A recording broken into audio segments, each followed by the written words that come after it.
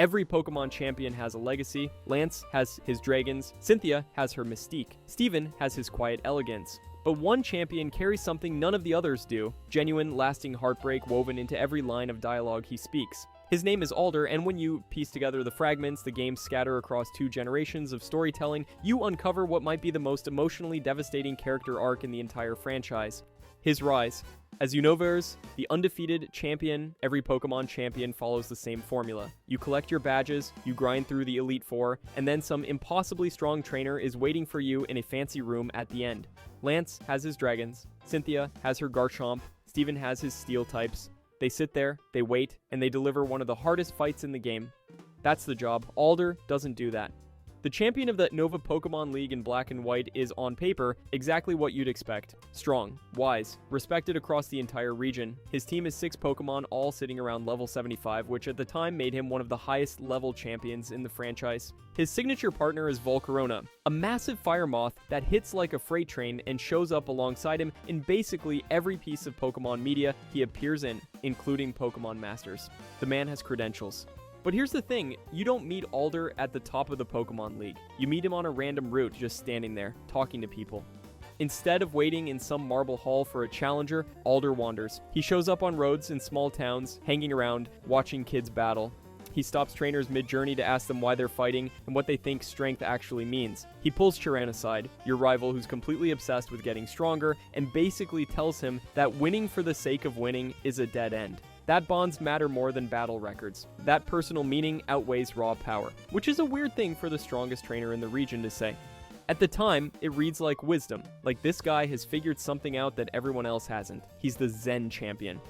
The wandering sage who's transcended the rat race of competitive battling and found inner peace on the other side. Cool. Very enlightened. Very chill. Except he hasn't found peace at all. When you actually talk to Alder, really listen to what he's saying, the cracks are already there from the very first conversation. He insists he's not goofing off, that he's on a voyage. Not a vacation, not a holiday. A voyage. That's the language of someone searching for something, not someone who's already found it. His lines about strength aren't casual philosophy, they're loaded. Every time he tells a young trainer that bonds matter more than power, he's speaking from a place of experience that the game hasn't revealed yet, and that's what makes Alder different from every champion who came before him. Lance is a dragon master, Cynthia is a mythology nerd who happens to be terrifyingly strong, Steven collects rare stones and battles on the side. They're cool, they're powerful, but they're essentially static, they exist to be beaten. Alder exists to be understood. His wandering initially seems like charming eccentricity, the champion who'd rather hang out with kids on Route 5 than sit in a tower. But every philosophical statement, every moment of quiet contemplation, every time he steers a conversation away from winning and toward meaning, it's all coming from somewhere specific, somewhere painful. He's not a man who chose wisdom, he's a man who had wisdom forced on him, but to understand why, we need to talk about what happened to the Pokemon he loved most. The death of his partner. Pokemon. Pokemon don't die, that's basically the deal. They faint, you heal them, they're fine. The entire franchise is built on this comfortable lie that nothing truly bad can happen to your team. Your Pikachu can get hit by a hyper beam from a literal god, and it just needs a nap and a trip to the Pokemon Center. So when the games tell you that Alder's partner Pokemon is dead, actually dead, permanently and irreversibly gone, it hits different. The series has zero framework for that. There's no mechanic for it, there's no animation, there's no sad music sting followed by a resurrection arc. It just happened, off screen, and he has to live with it. Here's what we know. Before Alder became the philosophical wandering mentor that players meet on Route 5, he was a completely different person. He and his partner Pokemon madly pursued strength together. That's the actual phrasing the game uses. Madly. Not trained hard or grew stronger. Madly. He was obsessed with power in the exact same way Sharon is obsessed with power when you meet him in Black and White. Single-minded, relentless, convinced that being the strongest was the only thing that mattered, and then his partner died. The games never tell you how, they never tell you when. Alder just mentions it almost casually, like it's a fact. He's repeated so many times the words have worn smooth. But every single thing about his behavior in Black and White traces back to this moment. Every warning he gives Chiran about chasing strength blindly. Every time he stops to play with kids or organize little practice battles between beginners. All of it is him speaking directly from the experience of having built his entire identity around winning, and then losing the one thing that actually mattered.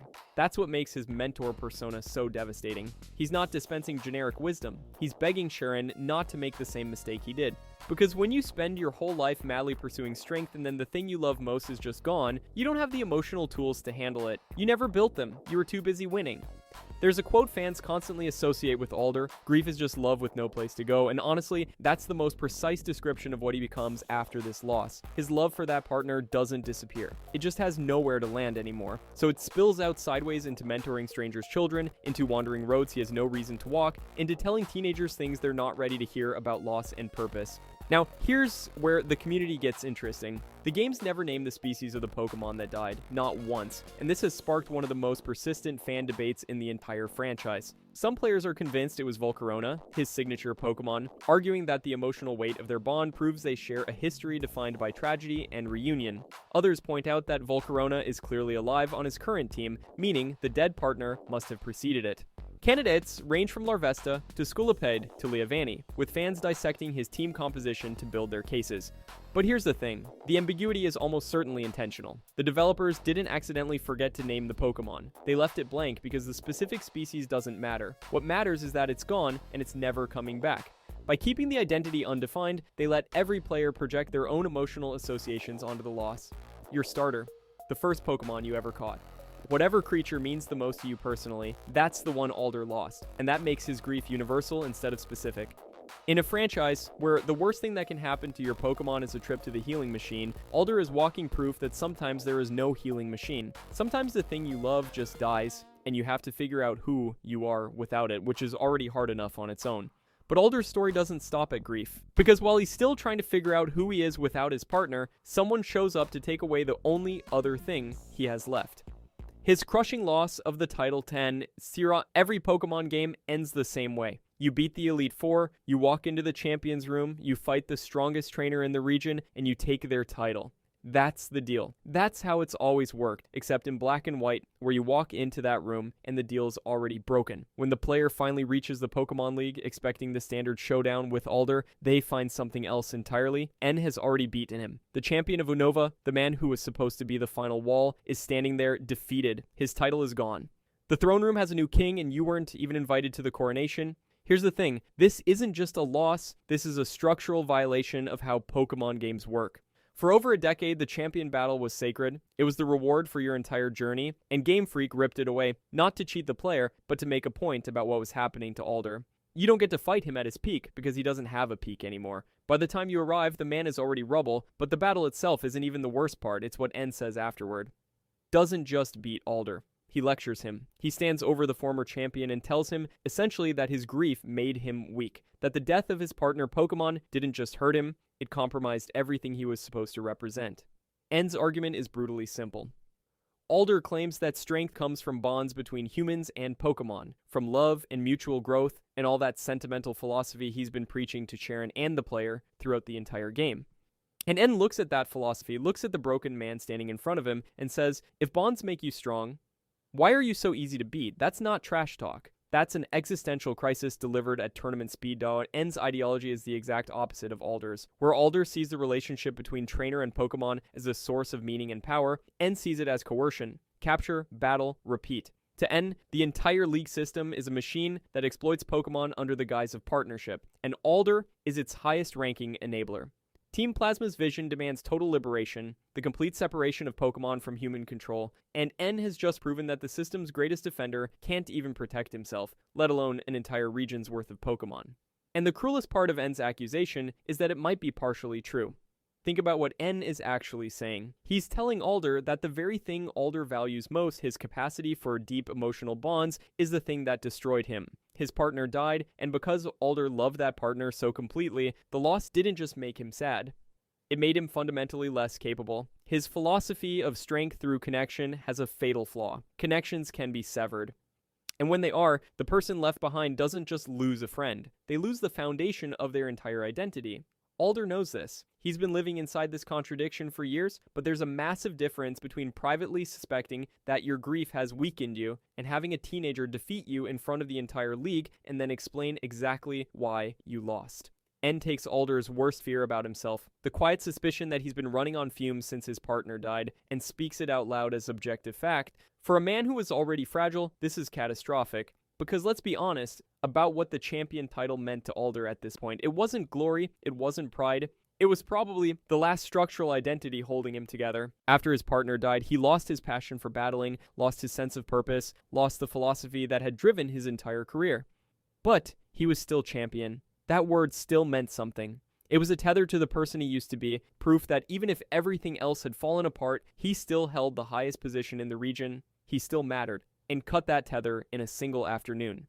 And the player never gets to see Alder as champion. Not really. You meet him on roadsides and in small towns, giving advice to kids.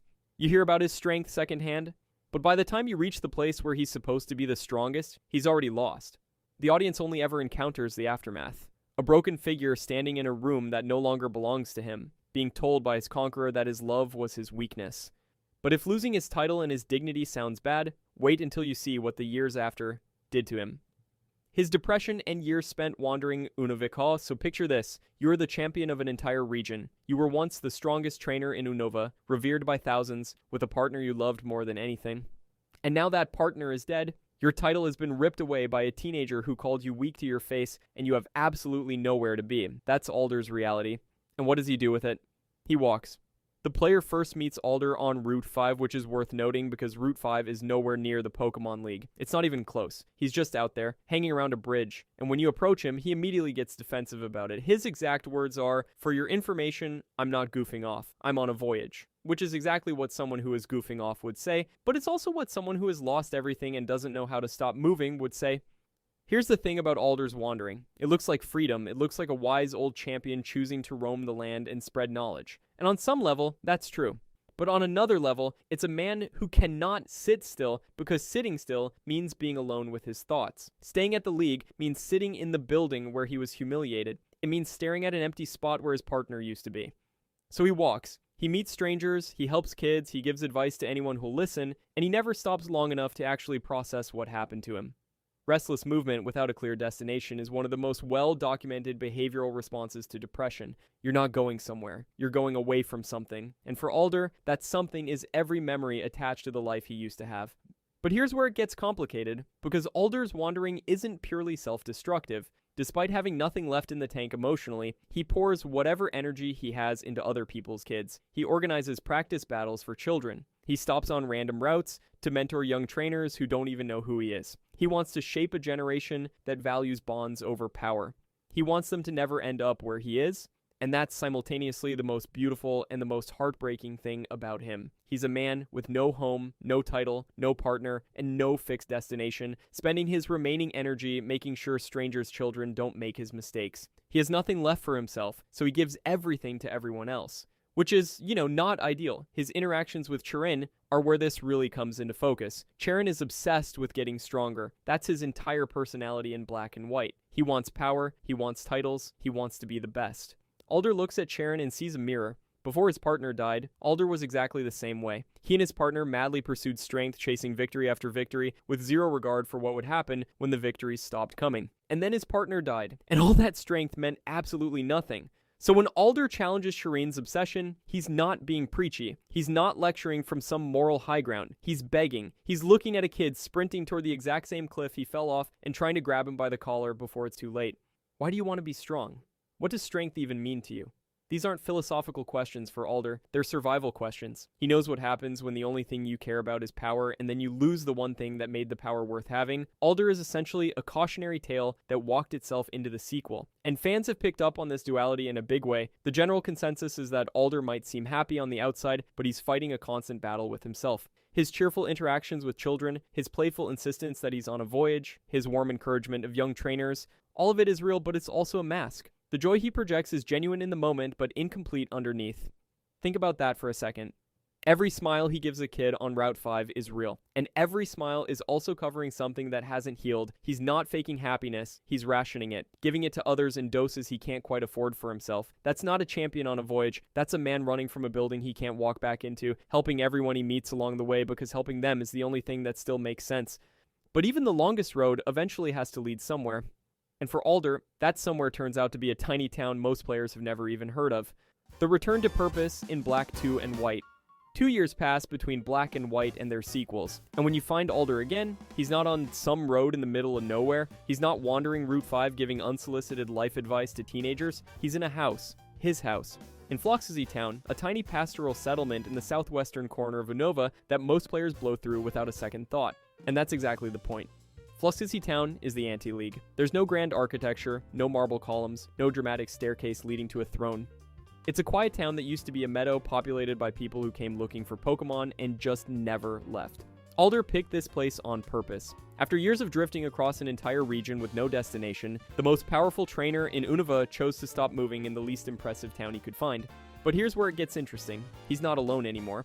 Alder lives with his grandchildren in Floxzy Town, which is a detail the game drops casually, but carries enormous weight if you've been paying attention to his story. This is a man who spent years defined almost entirely by what he'd lost: his partner, his title, his sense of purpose, and now he's surrounded by family. Not because the narrative handed him a happy ending, but because he actively chose to reinvest in relationships that require him to show up. Every day, long term, no wandering off when things get heavy. That transition alone, from isolated drifter to family figure, is quietly one of the most significant character developments in the entire franchise. And before you think he's gone soft, he absolutely has not. You can battle Alder in his home as a post-game challenge, and he will ruin your day if you come unprepared. His team is still devastating. The man can still fight at a champion's level without breaking a sweat, but he doesn't hold the title anymore. He doesn't want it. Iris is champion now, and Alder seems perfectly fine with that arrangement, which tells you everything about where his head is at. Defeating him also grants access to the Black Tower, one of the most demanding battle facilities in the game. Alder essentially serves as the gatekeeper to elite challenges, evaluating whether trainers are strong enough to advance. He's a threshold mentor now. No formal power, no institutional authority, just a guy standing between you and the next level, deciding if you're ready. And his criteria haven't changed. He still cares about why you fight, not just whether you can win. Here's the thing that makes his whole arc land. Fan interpretations split pretty cleanly on whether Alder is actually healed by this point or whether he's just found a functional way to carry the same grief he's always had. The games, to their credit, support both readings. Nothing in Black 2 or White 2 suggests he's forgotten his partner or that the death no longer affects him. He doesn't talk about it constantly, but he doesn't pretend it didn't happen either. He's just built a life around the wound instead of inside it. And honestly, that's more realistic than most stories like this ever bother to be. Grief isn't something you beat, it's not a final boss. You don't grind enough levels and then suddenly it's over. It's something you learn to carry. You find new reasons to get out of bed. You invest in people who need you. You figure out that strength isn't about never breaking, it's about still choosing to care about others on the days when it would be easier not to. Alder went from the strongest trainer in Unova to a man who couldn't protect his own partner. He watched a teenager dismantle everything he represented and call him weak to his face. He wandered an entire region for years with no clear destination, smiling at kids while fighting a war inside his own head. And then he stopped. He found a small house in a small town, moved his grandchildren in, and started testing the next generation of trainers. Not because someone told him to. Because he decided his story wasn't over yet. That's why fans call him the saddest Pokemon champion. Not because his story ends in despair. It doesn't. It ends in a quiet house in Floxzy Town with family and purpose and a team that could still demolish most trainers in the region. It ends in a bittersweet piece where the pain never fully leaves, but it doesn't get the last word either. His story isn't about a champion falling, it's about a person learning that real strength means surviving your worst days, getting back up, and still choosing to give a damn about the people coming after you, even when it would be so much easier to stop. Not all Pokemon stories hit like that. This one does. If you enjoyed this video and want to see more, click the video on the screen now.